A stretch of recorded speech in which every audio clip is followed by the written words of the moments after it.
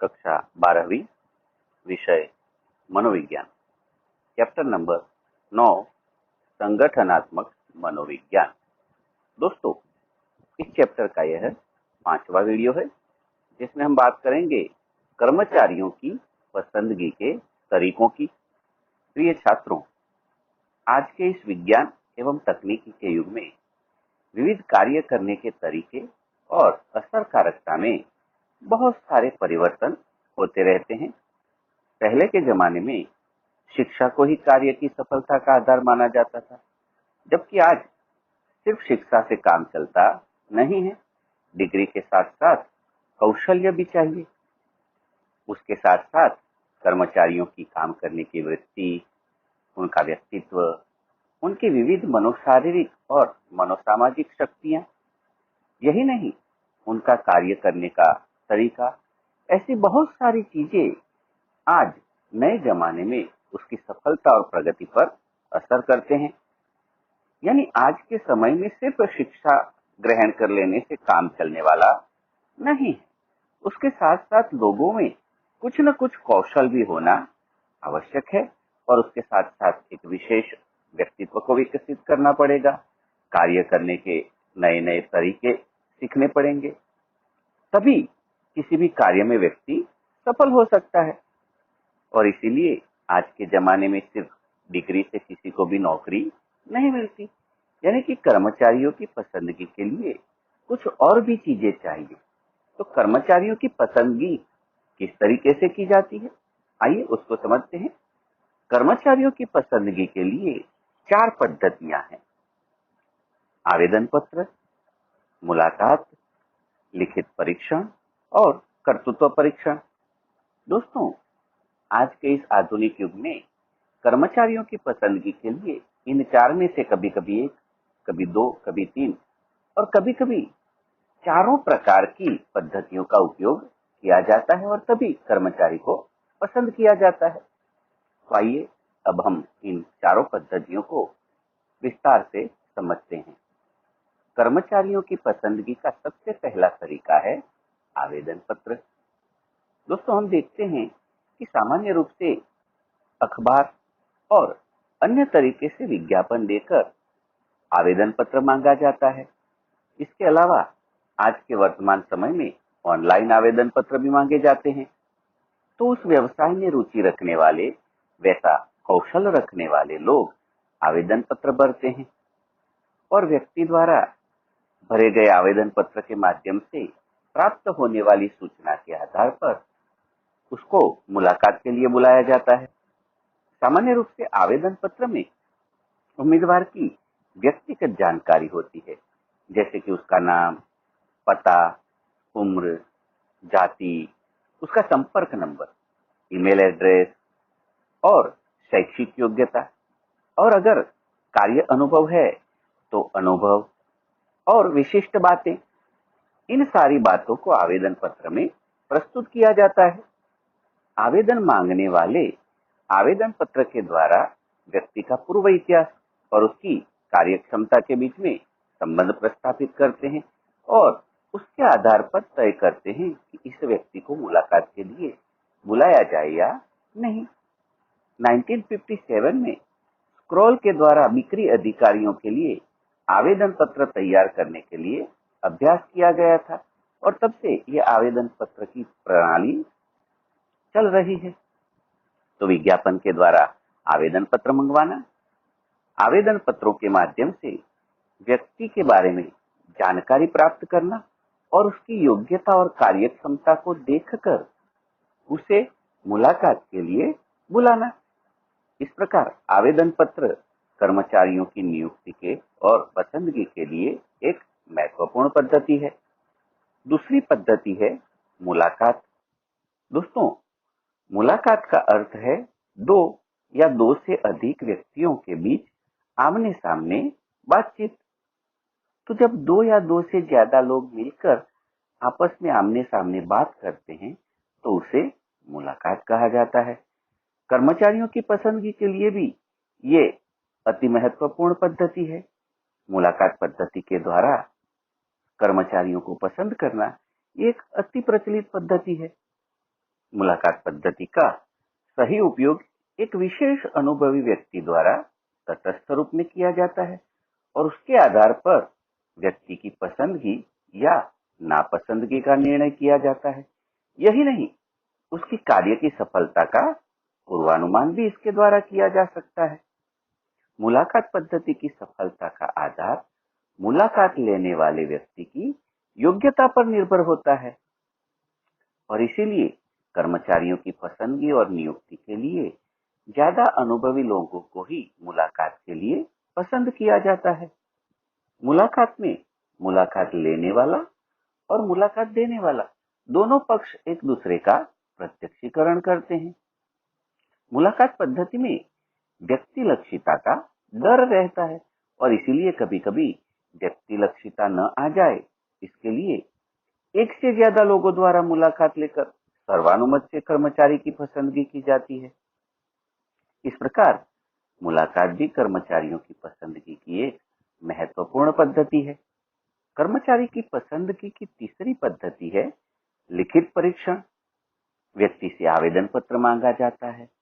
आवेदन पत्र द्वारा कुछ सूचनाएं प्राप्त होती है और उसके आधार पर व्यक्ति से प्रत्यक्ष मुलाकात की जाती है और प्रत्यक्ष मुलाकात में व्यक्ति के पास से सूचना, ज्ञान, अनुभव, उसकी व्यक्तित्व की बहुत सारी चीजें जान ली जाती है और इस जानकारी के बाद आवेदक की जो बुद्धि, तर्क, सुसंगतता, मनोभाव और विविध अभियोग्यताएं, उसकी सृजनात्मकता, उसकी अभिरुचि, ये सब भी देखने होते हैं, उनकी जांच करनी होती है। उतना ही नहीं, किंतु व्यक्ति की कार्यनिष्ठा कैसी है, वो कर्तव्य परायण है कि नहीं, नीतिमत्ता में व्यक्ति कैसा है, उसके आदर्श कैसे है, उसके गुण लक्षण कैसे हैं, इन सारी चीजों को जांचने के लिए लिखित परीक्षा ली जाती है। लिखित परीक्षा के माध्यम से व्यक्ति की बुद्धि, अभियोग्यता, अभिरुचि, इन सारी चीजों की जांच करने के साथ साथ व्यक्ति की कार्यनिष्ठा को भी जांचा जाता है। इस प्रकार लिखित परीक्षा के माध्यम से और कभी कभी आवश्यकता पड़ने पर मनोवैज्ञानिक कसौटियों द्वारा भी व्यक्ति का वस्तुलक्षी और परिमाणात्मक मापन किया जाता है। कई बार तो व्यवसाय के मुताबिक नए परीक्षण भी विकसित किए जाते हैं और इस प्रकार व्यक्ति को लिखित परीक्षा के माध्यम से संपूर्ण रूप से जांचा जाता है। सामान्य रूप में ऐसे परीक्षण प्रमाणित, गुणवत्ता, मानांक, यथार्थता और विश्वसनीयता को जांचकर उपयोग में लिया जाता है। इस प्रकार लिखित परीक्षा के माध्यम से व्यक्ति की संपूर्ण कसौटी हो जाती है कि वह इस व्यवसाय के योग्य है या नहीं। इसके बाद कर्मचारियों की पसंदगी के लिए चौथी पद्धति है कर्तृत्व परीक्षण। इस प्रकार का कर्तृत्व परीक्षण कार्य विश्लेषण द्वारा प्राप्त हुई सूचना पर आधारित होता है। सामान्य रूप से हम इस कर्तृत्व परीक्षण को प्रायोगिक कसौटी भी कह सकते हैं, जिसे हम प्रैक्टिकल कहते हैं। तो कार्य विश्लेषण के आधार पर मिली हुई सूचना के आधार पर यह प्रायोगिक लिया जाता है। कार्य विश्लेषण क्या है? तो कार्य विश्लेषण का मतलब यह है कि किसी कार्य में विविध कार्यों का विस्तृत वर्णन करना।